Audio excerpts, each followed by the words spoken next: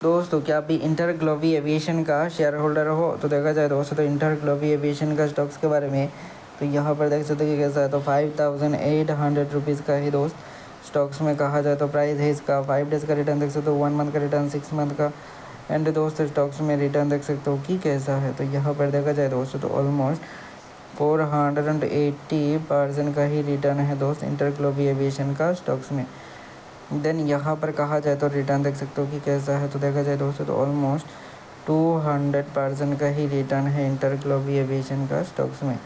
Then यहाँ पर भी देखा जाए तो दोस्तों 2 लाख करोड़ का ही मार्केट साइज है इंटर ग्लोबल एविएशन का स्टॉक्स में। देन यहाँ पर रिटर्न दोस्त कंपनी ने अच्छा खासा ही जनरेट किया है। रिटर्न दोस्त इतना भी बुरा नहीं है, ठीक है। तो स्टॉक्स में रिटर्न भी दिखने को मिल रहा है बहुत ही अच्छे लेवल का ही, ठीक है। और भी बहुत सारा स्टॉक्स का हमने वीडियो चैनल पर डाल के रखा है, तो जाके उन वीडियोस को भी देखो।